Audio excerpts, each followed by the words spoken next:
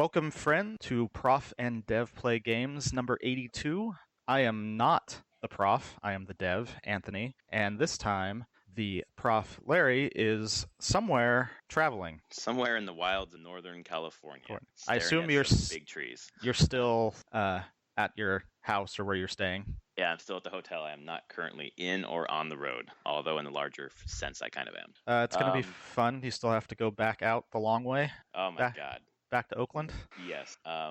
If anyone doesn't know, the 101, there's a huge slide, which is basically cutting off Northern California from the rest of humanity. And it's causing a lot of fears. People are worried about there being gas shortages and food shortages and all this crazy stuff. And I had to remind a few people that you live in the middle of like farms and dairies and in the middle of nowhere. There's a lot of, you can get off the land with all these farms and stuff nearby. You're going to be fine.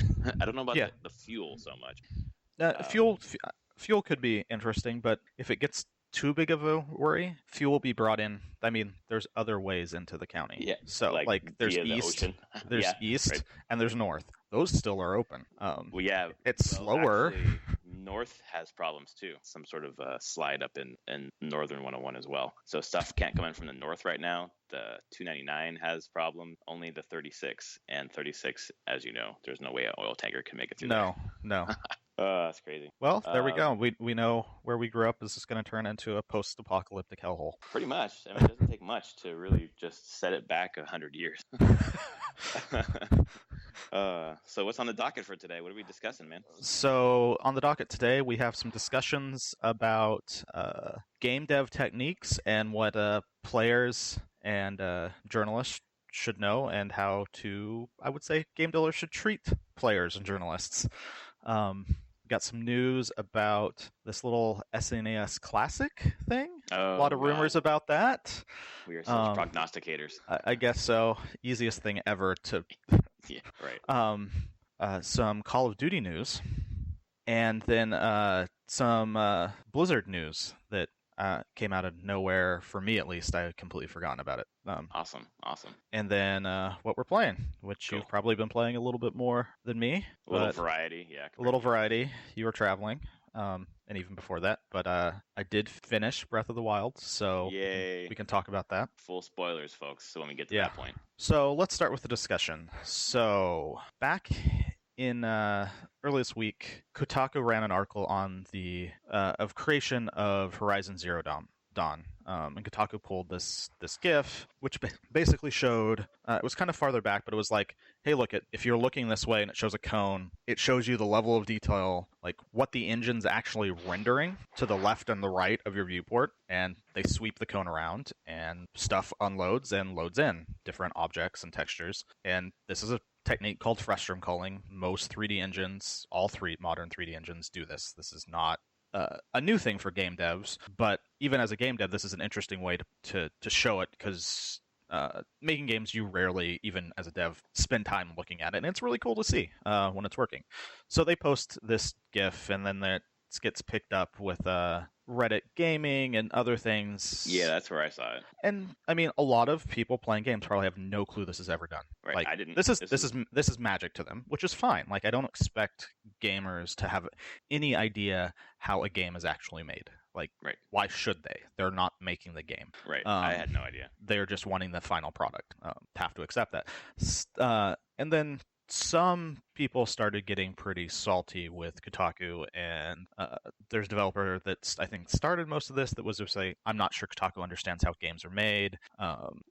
Like, basically people being like, this is so basic as a developer, like, can't believe people are excited about this. It's just a stupid thing that's been done for decades.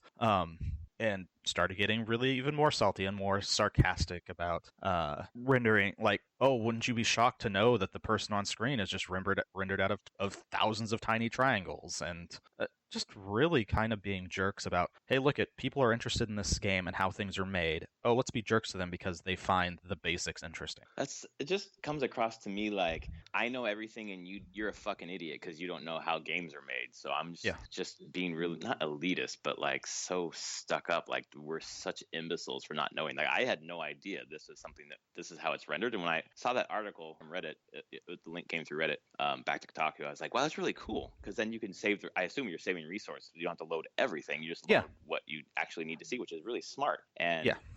People who read Kotaku, for example, are not all game devs. I mean, I like games, but I don't know much about how to make them. So that really gave me a lot of cool information. Yeah, I like movies a lot. I don't really know about the ins and outs on making a movie. Like, I can go the basics, like you point a camera at people and record, but that's not making a movie.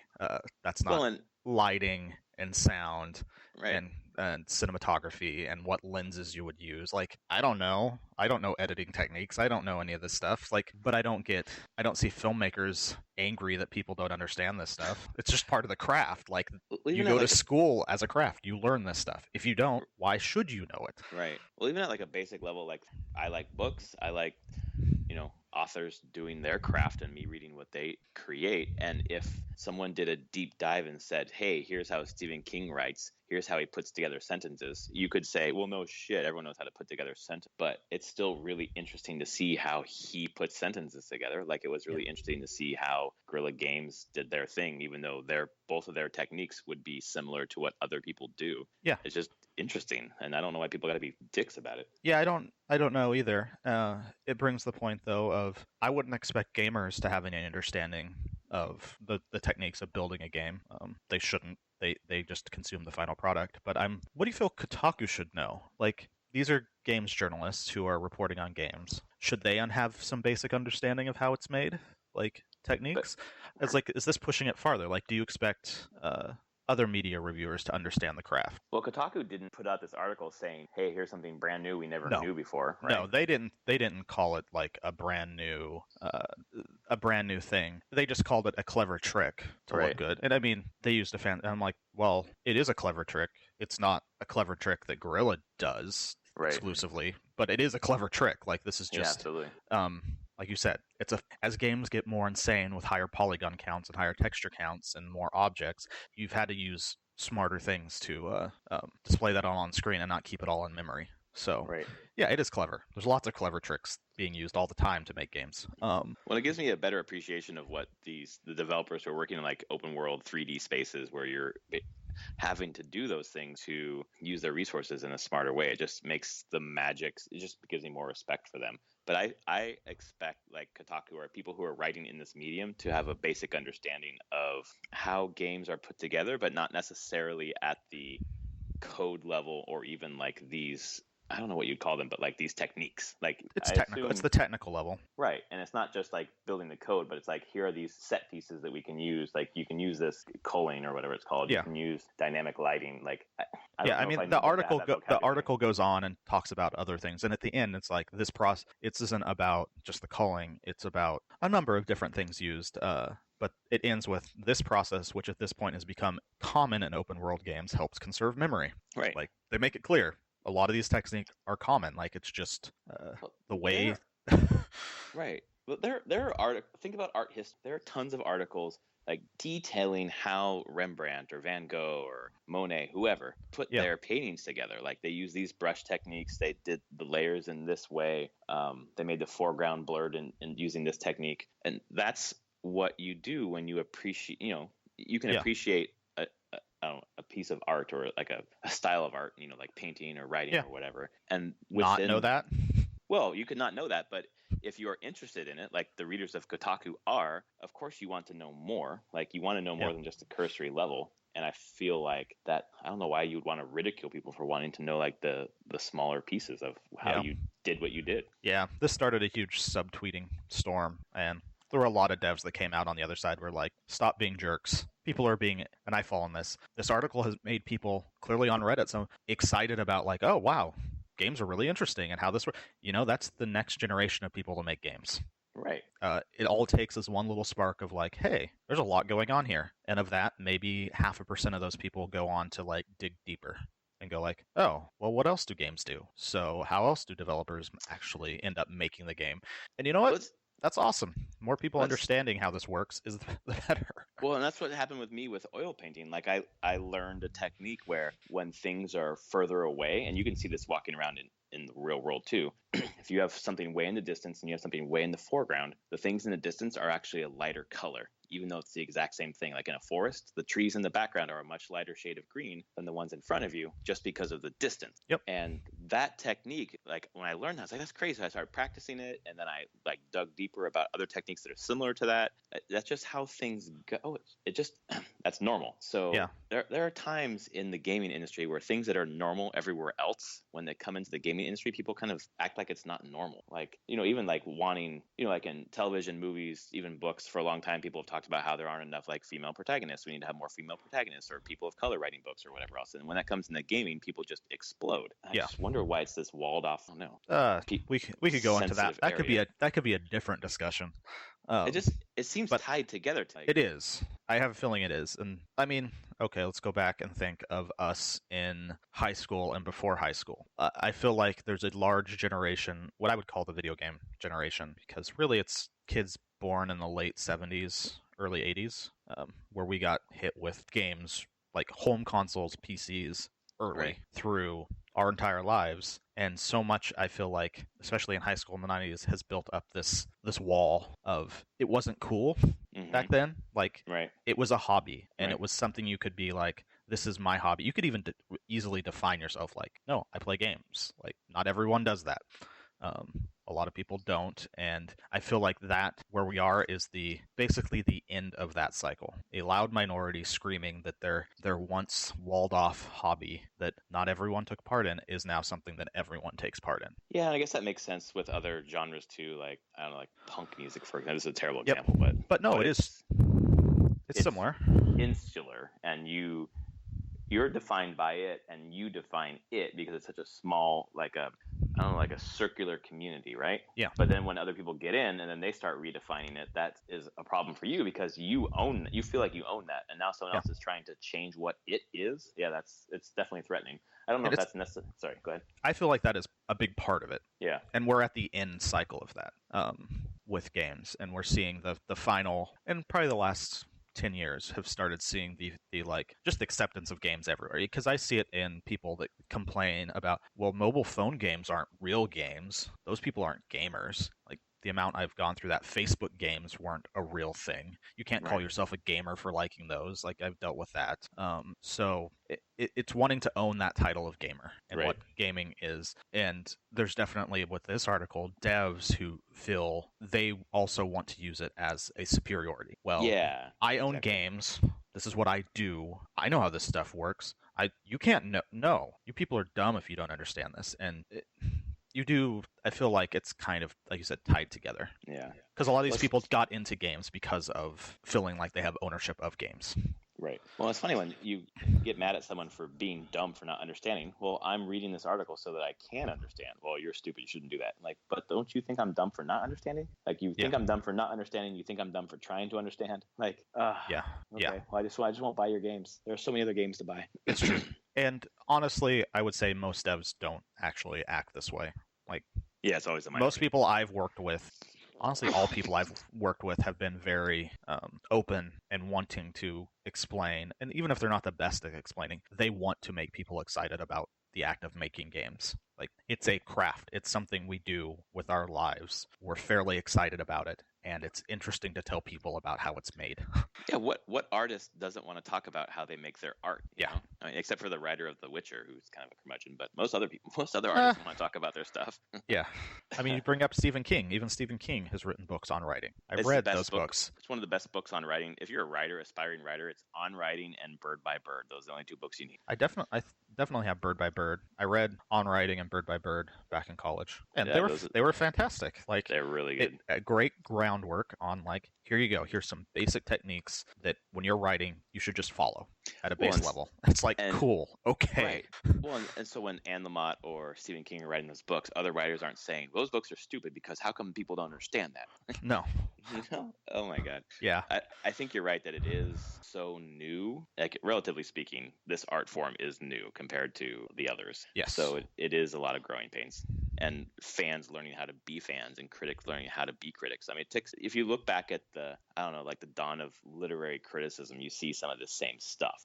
Yeah. People just being elitist or stuck up, and you don't understand this, and like just different playground, same issues, basically. Yeah, we're destined to repeat things, it seems, over and over and over. 2016 has shown us that, that's for sure. Yeah. Well, and today there's a, speaking of that, election in France, so we'll see if they repeat. Oh, yeah. Yeah, we'll see how that goes. Yeah. All right. Well, that's a good discussion, man. Thank you. Yeah, no problem. So, leading into our news, we have a report on the SNES Classic Edition on the way. Yeah. This has been there a bunch of places. This is Polygon writing about it, but there was pretty much articles everywhere. So I'm basically considering this a done thing. Absolutely. Based on the number of news sources and things. So this Christmas, we're getting an SNES Classic. Step 1, do you think it's going to have more availability than the NES Classic? I think that it will. I think that it will not. Okay. I think that they would maybe double the NES run, but I don't think that it's not going to be enough. Yeah, I don't think everyone who wants one is going to get one. No matter what that number is, I think there will be who want it, who won't be able to get it. I want it so bad. Dude, I want this thing so I swear to God. Like the NES Classic was 60 new, and then the scalpers were doing like 180 or whatever. Yeah. I'll pay 180. If I can't find it, I will pay the scalper price for it. And I don't usually pay scalper prices for anything. This is my favorite console of all time. Like, I want this fucking. And yes. At where I grew up, my brother has our NES and our SNES and all the games. And I considered taking them without him knowing. And I was like, no, I have enough consoles at home. Like, I can't have the space for all these cartridges and all this stuff. But it just felt like losing a limb because I love those two consoles. And then when the NES Classic came out, I was like, there's one solution. When my kid is ready to play games, like I want the NES Classic and the SNES Classic like to be the first things that the kid plays. Like, yeah. I want that to be the introduction for the kid. And man, idea that the thing is, you could say $180 and say it only has the like top Nintendo SNES games, and I'd still be like, yep, done. No, worth it, absolutely. like, if they were to raise the price to $100 and get more games on there, I'd still buy it. Like it's yeah. I hope that they're doing first party, third party. I hope it's 30 games again, like the last one. Maybe even if it was more, that'd be great. Yeah. Yeah, more would be great because there's so many classics on that freaking thing. Yeah. I would expect at least 30 games. I don't think they'll go smaller than that. And I guess the third party really is just going to be, can they get the third parties to be okay with it? Licensing. Right. Which I assume so, because these people can't really sell these editions of the game anymore. Right. Like let's say Final Fantasy 6 is on there. Yeah, Square has done updates to it, but they've never released this version again. Well, they're doing that collection. They can't. Right? I assume so, but who knows what version of 6 that's going to be. Right. And even 1 and what was Final Fantasy 2 in the US? Was it 3? I think it was 3. No idea. That and Kingdom Hearts, I don't get the numbers. So they've done different versions, but I have a feeling if that stuff ends up on the SNES Classic, it will be the actual SNES version. But man, it's exciting, and I have to put it out. The Polygon article called out wanting ActRaiser on it as well. Nice. See, everyone loves ActRaiser. It's not just you. It isn't just me. I've seen people on the internet commenting. I don't think it was in like an article, it was like in Reddit comments or whatever. Several people have said, I want Goof Troop on that thing. Like, there we yes, go. You're my brother, man.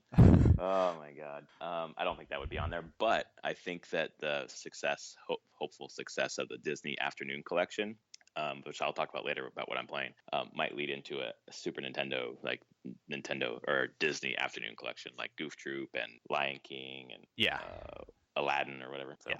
I want the SNES Classic so bad. So do I. It looks super amazing. I mean, especially if it's just going to be a small SNES, that'll make me happy. Next piece of news is it's been confirmed Call of Duty will be going back to World War II, and it's just called Call of Duty WWII. I will just call it Call of Duty WWII.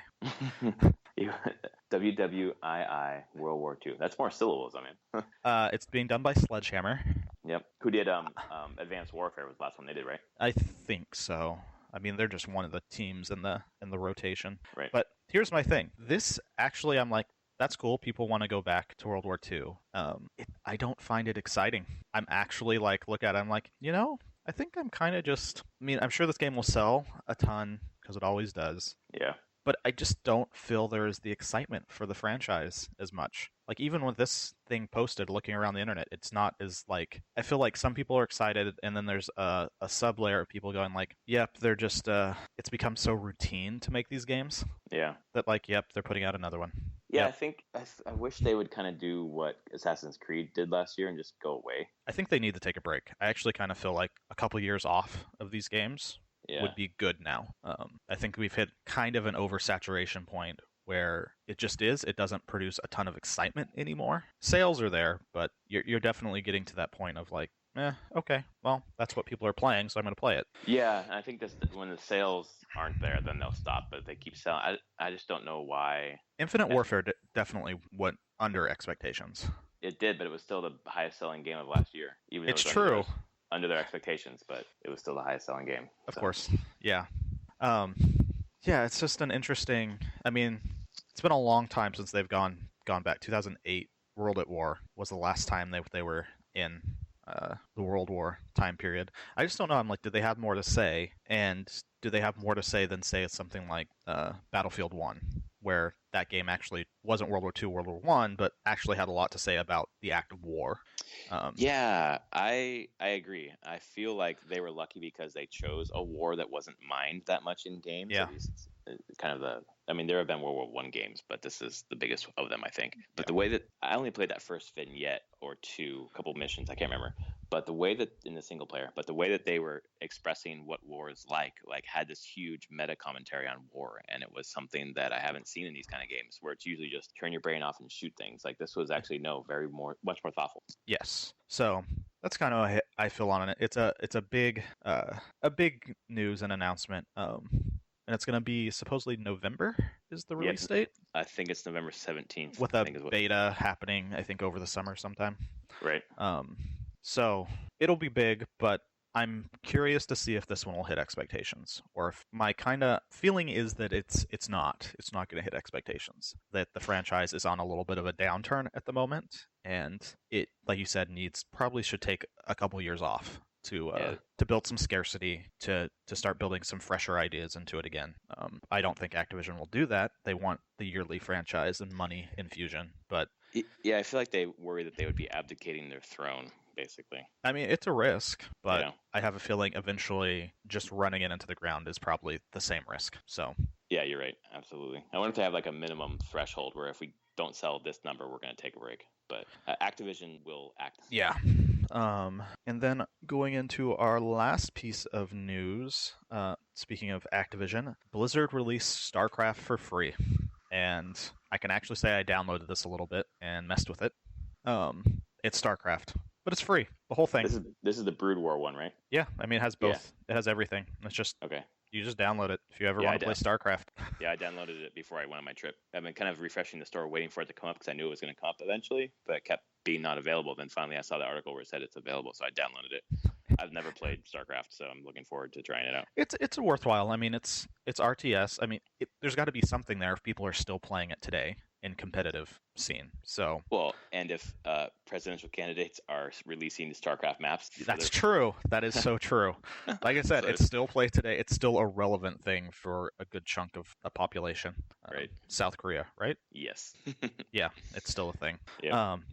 I mean, it shows its age now. Like, this is 98, I believe. 97, 98 was when they were... Yeah, 98. So we're looking at almost 20 years ago. Right. So you gotta give it a little bit of a break, but it basically sets in place a huge amount of what RTS games are, even modern RTS games. They haven't strayed too far from this mold. Yeah. Well, it had an interesting story. It was the first one I felt like really pushed a more interesting story and not the campy Command and Conquer real-time cutscenes. Right. Which are incredible if you want to go watch really, really horrible acting. Now I want to.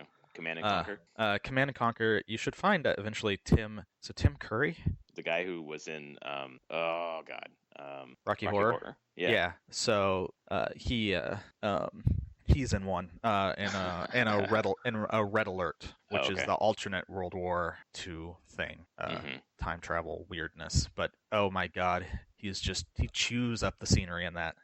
It's hilarious, and he can't keep his composure sometimes, and they even keep the take. It's awesome. Oh my God, I gotta go watch that. That's awesome. It was a thing a month ago. Someone found the thing and posted it again. It's pretty hilarious. Awesome. So, but yeah, StarCraft, original StarCraft for free. The remaster one will be happening later this summer. But for anybody who missed this out or oddly wasn't old enough or born to play I'm this, sure. Yeah. it's worth checking out. It's a great intro to the history of video games and genres. There are people in college now who were not born when StarCraft came out. I'm feeling old. I'm feeling Yeah, really old. that's It's really. okay. But holy cow. Well, that means that this 2 more years, it'll be 20 years since Diablo 2. That. Oh my God! Don't tell me that. That's like the seminal game of my life. Yep. Oh And my God! 20 years ago. No way. Jesus. Uh, Okay. so, I mean, it's a little bit of light news today, but we can go into what we've been playing. Yeah. Let me start so that if people want to click off because of the Zelda spoilers, they can. Yeah. Just a couple quick things. The Last of Us, I've continued to play that when my PS4 is not spitting discs out onto the floor, which is kind of a fight. You're middle of the game, it kicks out or suspend it, put it in rest mode, come downstairs, the next day it spit out on the ground. A good thing the autosaves happen a lot, but the story in this game is unbelievable. It's so good. Like as soon as I finish, I'm just gonna put it in the mail and send it to you. I don't think you have it, right? I don't. Yeah, I'm just gonna send it to you. You got to play it. I will take your recommendation. I will play it. Yeah, it's so good. When I get it, I will play it. Well, and there's like the zombie thing at the beginning, but once you get past the first part, there's not a lot of zombies, and they come back again later. Like there's not a lot of zombie fatigue even in the game, because they come and go, which is nice. And then the pacing is so good. You're like in one place, and then something happens. There's this crazy like ending to like the first act basically, and then you kind of fast forward like 6 months, and you're in a different part of the country, and it's like, oh, okay, this doesn't drag. Like Okay. the pacing is so good, and I think a game like this really could drag. Like if you're traveling cross country, you could like actually do that and go to every single city along the way. But no, it takes you from like the eastern seaboard and sets you down in Wyoming basically, and it's like, okay, we didn't have to do all that boring middle stuff. Yeah, only show things of note. Yep, exactly. And just the story beats are just fantastic. And having Nice. two characters together is, usually what I like. They're not alone. Yeah. So I'm probably 7 or 8 hours into that. I will finish that. I was hoping to finish it before my trip, but obviously I was co-chairing a language conference down in San Diego, and that's finally finished. So I actually have a little more free time. But then other things have popped on my work schedule, so I don't even know if I'm gonna get the game next week, unfortunately. Oh man. But if I do, I'll finish the week. If not, then we have our baby shower on Saturday, and then after that, we'll have some free time. So Last of Us, and then I also picked up the Disney Afternoon Collection. Darkwing Duck is a game from my childhood that I just loved. And mainly because it was the one time where my brother and I kind of bonded over a game. It's a single player game, and I loved the cartoon, so I got the game for my birthday, I think. And it was, for me as a kid, it was hard as nails. Like it was really, toward the end, it was really hard, and I just wanted to give up. My brother was like, no, just keep trying. Like you're almost there. Just don't give up. And then I died again, and we had the whole conversation again, like for an hour, basically. And then I finally beat it, and I just felt so amazing. Like it just felt so great. So this Disney Afternoon Collection, Chippendale Rescue Rangers 1 and 2, DuckTales 1 and 2, Darkwing Duck, and Tailspin. And it has the rare replay thing where you hit the rewind button. Okay. Make a mistake. So you're basically going to beat this game. And it's done by the people who did the Mega Man Adventure or Mega Man Legacy Collection. Okay. The ones who wrapped that up for Capcom. Yeah. And it's just such a great game preservation project. And it's just That's fun cool. to play. And the games are each I think it just takes like an hour to beat each one. So yeah, I'll probably beat Darkwing Duck sooner than later, and then move on to the other ones. But it's great. It's fun. I have Time Attack, Boss Rush. There's a ton of extra stuff in it. And it was $20 for all 6 of the games, and I hope they do more. Yeah, I assume if these keep doing well for them, I don't think it costs them a ton of money to do the ports, and Right. especially now this company probably doing the Mega Man collection and now this collection Right. has an idea of what they need to do to get these running. So Yep. they probably have a system in place. So we'll see. I think it's time for them. I think maybe their next step is to do this with the Super Nintendo games, and I can totally imagine them doing the Mega Man X Legacy Collection. Oh, please do. Oh, and I hope they put the rewind feature into that because it wasn't in Mega Man. Like if Mega Man had a rewind feature, I could definitely hang with that more. Actually That game, beat Mega Man. yeah, I mean I've beaten 2 and 3 just on a regular Nintendo, but it's more streamlined. Yes. Like a rare replay with that rewind, I was able to finally beat Battletoads, which was not a thing that any of us could do when we were kids. No. So that's that bike speeder section. Yep. Was just a nightmare. He never got past that. Nope. I think Ever. I got past it once, kid. I felt so good, and then the next level, I just died. Like, well, that's all done. Yeah. Now. Yeah. And then on the plane ride, I was playing Donkey Kong Country 3D. What's it called? The one that was on the Wii that they redid for the 3DS. I love those platformers. They're simple, but sometimes a little hard. But Retro knows what it's doing with those things. Like Tropical Freeze, if you have a Wii U and didn't play that game, you've done something wrong with your life. That game is so good. So yeah, that's what I've been playing. And now we're gonna move on to Anthony finally beating Breath of the Wild. We're gonna talk all about it. So if you don't want to hear spoilers, thanks for being here for episode 82. And I'm Prof Plays Games. He's at Summer Speak. We'll see you next week. And if you're hanging around, Anthony, tell us all about Zelda. So over this past week, found the rest of the memories. I think I had like 4 more to find. Found them. Got the 13th special memory, which put into context, like, oh no, this is not a damsel in distress story. Definitely not. This is a Link in distress story. Exactly. Basically, Zelda saving Link from dying. Yep. And then going to clearly fight Ganon for 100 years, or be trapped wherever she was, which sounds awful. I will say at that point, I was like, do you think she has psychological damage? I would imagine after 100 years. Like the game's not showing it, but I'm like, man, that can't be good on your mental state, right, to fight Calamity Ganon for 100 years. But did that, explored the castle a little bit, found the shrine in the castle. I was from the library, the bookshelves that you can. Mm-hmm. The game is great in that way, because I'm like, I would have never noticed them, but it has the metal boxes. Right. Also in the library, so when I clicked on magnetism, you're like, oh, I can move bookshelves. Another just great design. Like that's exactly what happened to me. I had the magnet on for I accidentally hit it, I think, and I was like, wait, that's glowing pink. Yeah. So I did that. I did a couple more shrines, because like anything, I was like, yes. So Saturday, I was like, okay, told the kids, we're going to beat it. It's going to happen. Took me a little longer because, of course, got distracted on my way to Hyrule Castle. Of course. More shrines, more things. I was like, oh, I haven't been over here.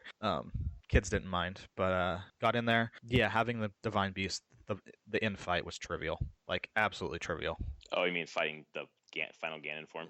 Calamity Ganon. Like, yeah. So... No, it was nothing. Yeah, I was like, oh, the Divine Beast, they take down half its life. Then I fight it in there, and I had a bunch of Guardian arrows, which helped, and right. Mm-hmm. I had the power, so like once it again had fallen to the ground, I used like electric arrows, and then he fell, and then I did the call down electricity thing, the charge up, and that just took off huge amounts of life. So yeah, it was a pretty simple fight, and then did the on horseback part.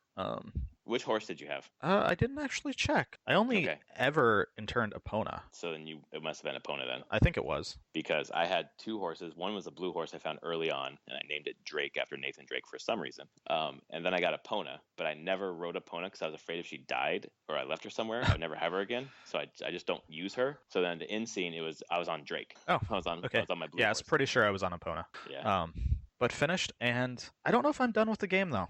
Yeah. I really don't. Like, I like the ending. I assume that there's the end credits scene where you see the spirits, and then there's the end credits scene where the Zelda and Link are talking about going up to Zora territory. That's the new one. So if you don't get all the memories, it ends with, "Do you remember me yet?" That's the end. And then I figured that probably was. Yeah. Then you get the memories, and it's her and Link at the end. Like, they're continuing. Like, their story is not done. Yeah, which makes me wonder if some of the DLC is going to be that.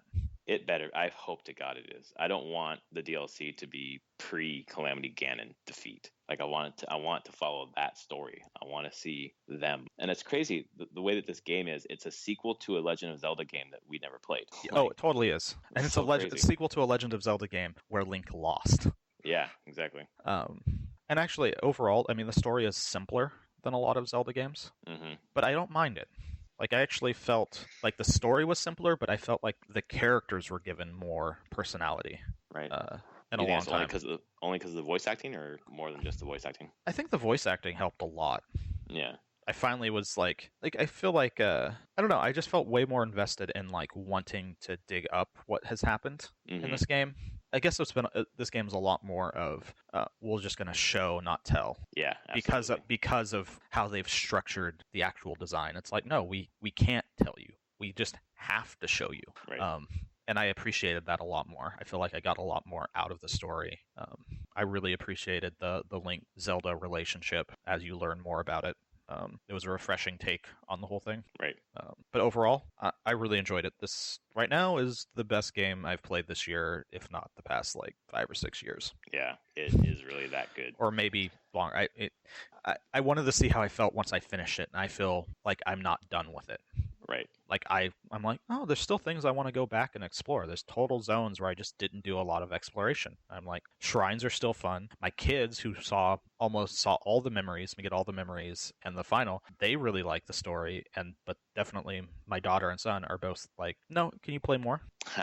They want to see more. Like that's the mark of a great game, man. Yeah, they're like, cool, we get the story, but we want to see what's over there, what's there, like what can you get, what can you find. Like how many shrines do you have? 68. Wow, there's still a lot more to do. Oh yeah. I don't even know how many Korok seeds I found. Probably less than 100 overall. Yeah, like I found 50, I think. Ton of that.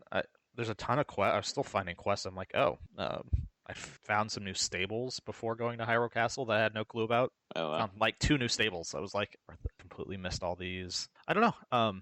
The game's incredible. I don't really have any major nitpicks or faults with it. Like some small things here or there, usability, things that still get annoying sometimes, but nothing that detracts from the overall game for me. You're okay not having like the normal Zelda dungeons? No, I'm cool with that. Yeah. I actually thought the Divine Beasts were really, really well done. Great. As you've said, great use of space. Like I Absolutely. like though they're not as long, like they're not epic multi-night things like some of the dungeons in previous games, but these felt good, and I like the shrines because they're simple. Like you get that aha moment quicker. Right. Yep. They're shorter and over and over again. Exactly. I think it's an interesting way to just spread out the content and get you those problem solvings quicker. Yeah, I think it was a great take on the game and exactly what the series needed to feel fresh again. I hope Metroid gets the same treatment. I think that it will at some point, hopefully. Yeah. Crossing fingers. Well, Retro's been working on something for 3.5 years, so if it's not Donkey Kong. They don't need to work on 3.5 years for Donkey Kong, so it's got to be like a new It needs to be Metroid. Yeah. So yeah, pretty excited about all that. Now I got to figure out what I'm gonna play next. Yeah, it's kind of hard to. I bounced around to so many things, and I just kept coming back to Zelda because nothing else as good, Yeah. Until I started playing Last of Us, and then that was the one that fully pulled me out of Zelda's orbit. Although but I still see you playing Zelda here and there, though. You do, absolutely. I just played it like 2 nights ago when I beat that labyrinth. Yeah, because it's just like it's there, it's easy to play, and you know it's good, and there's still so much to do and find. Right, you can go in and it's crazy for a Zelda game where I feel like I could go in for half an hour. Like I don't need to spend 3 hours. I can go in for half an hour, and usually that half an hour turns into like 2 hours. But yeah, I can say I'm going to go in and beat this labyrinth, and that's what I did. I was half an hour before bed. Yeah, turned it into an hour, but that's fine. Those labyrinths are fun. They are. I had a good time with them. I need to go to the one north of Akala. Yeah, you should. That one's really fun. I want to do that one now. I feel a lot more confident about taking out Guardians now. So yeah. I still haven't taken out Lionel. I need to go find a Lionel and fight one. I've never fought one. Oh, I've tried to fight one. Yeah. They're really hard. Yeah. We need some of their stuff to upgrade some armor and stuff. So. Yeah. I wouldn't mind finding the other fairy fountains. I want to see those. We still only have 2. Both of us, I think. Yeah. So, yeah, the mark of a good game. Mark of a game that I feel like I'm going to come back to for years later. Yeah, like absolutely. It just is. Well, and you're going to get it on Switch, and you're going to redo the whole thing in a different way, I'm sure. Yeah. So. Such a good game. Stuff. Yeah. Well, sir, I think it's time for you to start getting ready to go. I need to pack and get on the road. Absolutely. Well, thank you everyone for sticking around for episode 82 of Prof and Dev Play Games. It has been our pleasure to gush about all these great games. It has been. Next week, I will be talking all about Mario Kart 8 Deluxe. I can't wait. Oh, yeah. Favorite game on the Wii U. So I'm so excited. Yeah. So excited. Battle mode, new characters, no new tracks, unfortunately, but it's the whole package. So it's going to be great. I can't wait to hear about it. And Puyo Puyo Tetris next week, too. So that's fun. Have you played that one? I have not. That's good. All right, folks. Thanks so much. Thanks, Anthony. Thanks, everyone. All right. Safe trip. Yep. Thank you.